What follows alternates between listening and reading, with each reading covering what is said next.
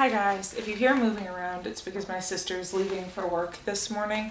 I already had this video filmed, but I wanted to redo it because, you know, there was just a lot that I was not thinking clearly that day. So now that I'm thinking clearer, let's get this on the road. So you know how we do it. I read the character bios, I show you the characters, and then I read what I like and dislike. So let me get to my pictures of the characters. Here they are. Okay. So Alejandro del Rio. Alejandro passionately believes that all artifacts should be returned to the country they were found, especially when it comes to his home country, Mexico. He believes that Mexico has been robbed of one of its greatest artifacts, and given his methods, it would not be surprising if he stole the Pakal stone and returned it to its homeland. By the way, robbed is in quotations. That's why I did that. So there's Alejandro. Henrik Vanderheun. An expert in glyph translations, Henrik works in the museum's lab studying priceless artifacts. Perhaps he learned something in his translations and then stole the Pakal stone to keep others from learning its secrets. By the way, I get all these definitions from the Her Interactive website. Joanna Riggs. The curator of the museum, Joanna doesn't have time for an amateur detective snooping around, especially ones that snoop around and find out that she could be selling legendary artifacts on the black market. Taylor Sinclair. Taylor sells priceless paintings to the museum the same way shady car salesmen sell used cars. He might not know much about artifacts, but he sure knows people who are willing to buy them to fix a fiasco if the price is right. Yes. Okay, so let's get into it. The letters and the music, you guys know that's a common theme of something I like throughout the games. Joanna irks me. Like, she just seems like the type of person that thinks she knows everything and, like, she's better than everybody. Like, at one point when you're like, where's Henrik? I need these glyphs translated. And she's like, what am I, fish food? But then again, she earlier said not to bother her with glyph translations and go to Henrik. So Joanna is just a type of personality that I don't vibe with. So we're talking to Joanna at some point and we have a question. We either ask who Henrik is or we have a question about something else. And she's like, wouldn't you rather hear about the monolith? And then she goes on about the monolith and I'm like, no, I'd rather hear the answer to the question that I asked you. Alejandro is very upset about, you know, when you get on the conversation about the monolith and everything, he's so upset, rightfully so. I mean, if they came from his home country of Mexico, he's rightfully upset that they are not returned to his home country. He's very right to be upset about that. Taylor Sinclair, the first time you meet him, it's whiplash. He's talking about how he'll be like, he's like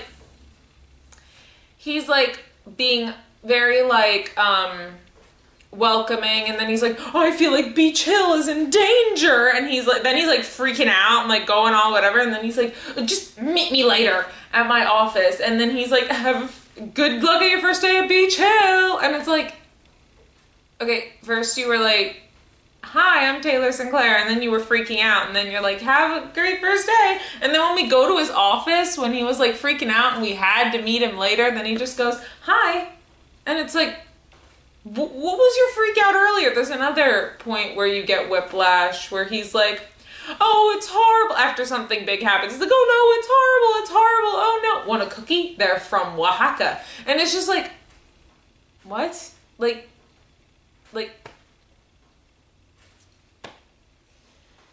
it's just, okay.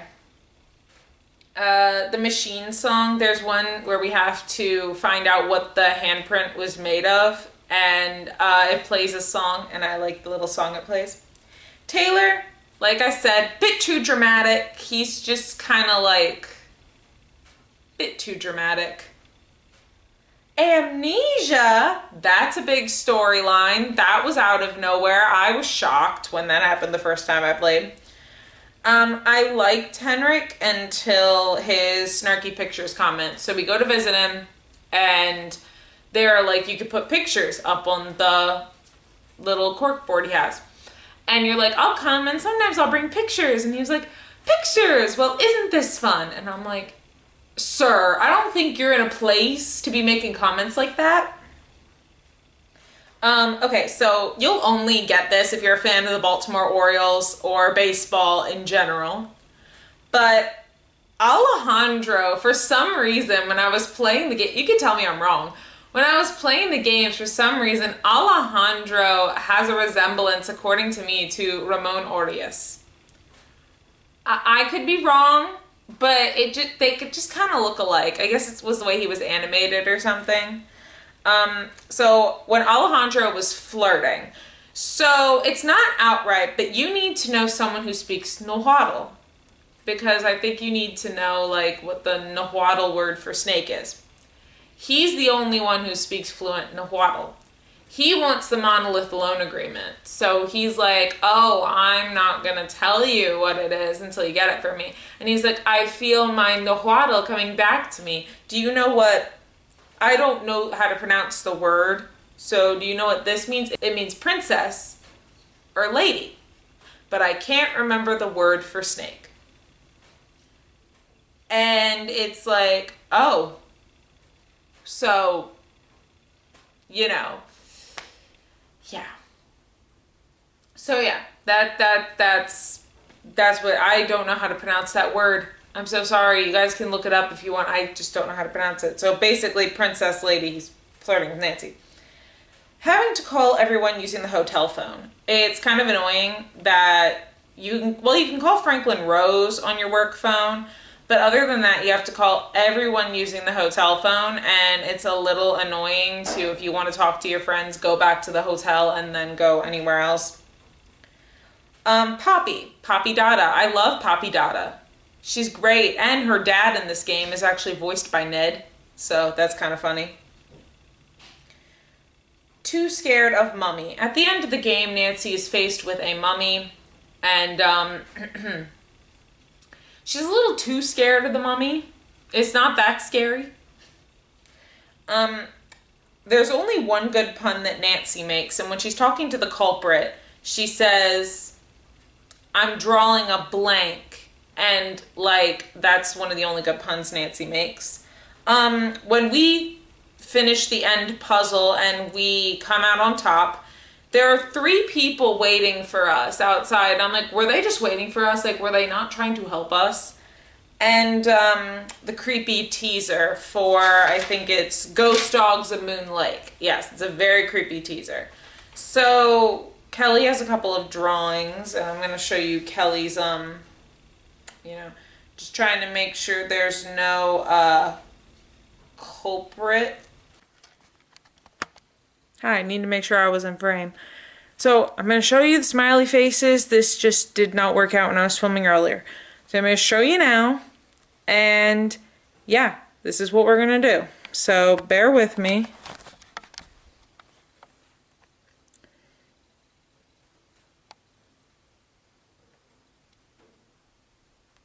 Those are all the smiley faces.